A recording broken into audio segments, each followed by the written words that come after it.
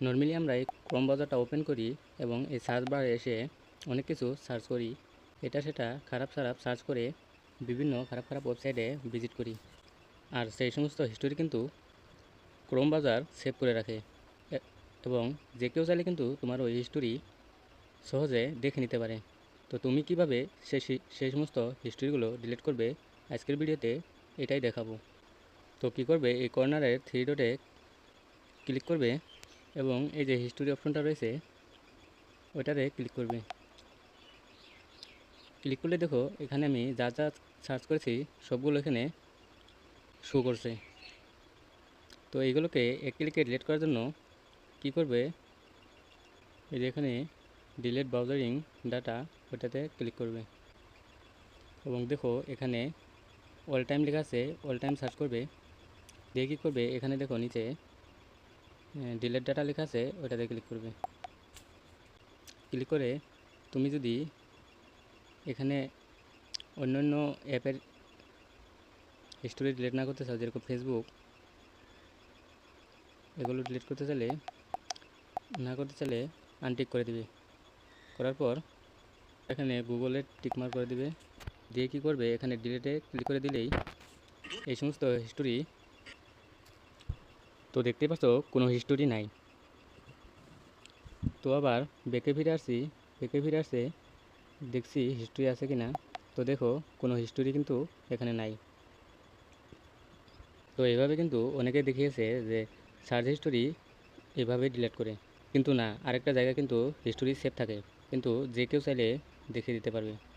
সেটা কোথায়, চলো তোমাকে দেখিয়ে দিচ্ছি। তো আমি কি করব, এখানে গুগল লিখে সার্চ করব। গুগল লিখে সার্চ করার পর সর্বপ্রথম যে ওয়েবসাইটটা আছে ওইটাতে ক্লিক করব।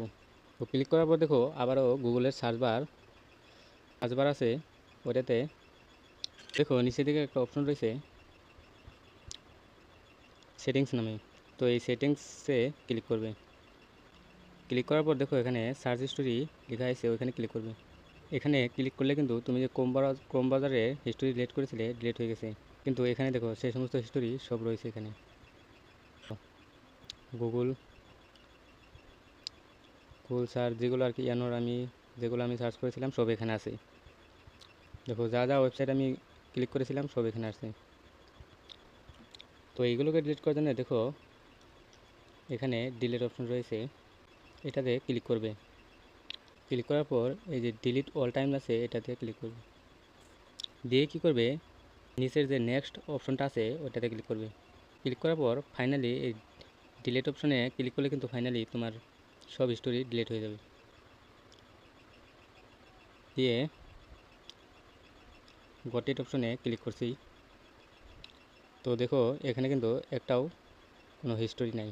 এখন কথা হচ্ছে এইসব হিস্টোরি যাতে সেভ না থাকে তার জন্য তুমি কি করবে।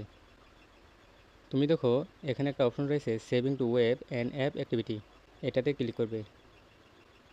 এখানে ক্লিক করার পরে দেখো এখানে একটা অপশন কিন্তু অন রয়েছে, এই যে দেখো এই যে ওয়েব অ্যান্ড অ্যাপ অ্যাক্টিভিটি এটা অন রয়েছে।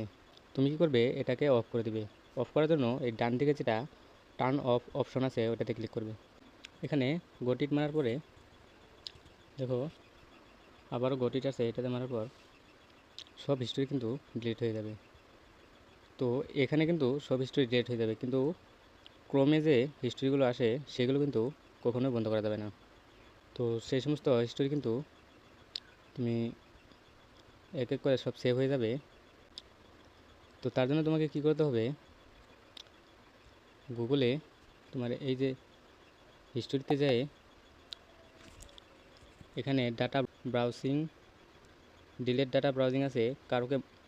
কাউকে মোবাইল দেওয়ার আগে তুমি কিন্তু অবশ্যই ডিলিট ব্রাউজিং ডাটা এটা ক্লিয়ার করে দিবে। এটাতে ক্লিক করে সমস্ত হিস্টোরি কিন্তু ডিলিট করে দিবে। তো এখান থেকে ডিলিট করলে দেখতে পারবে না, এবং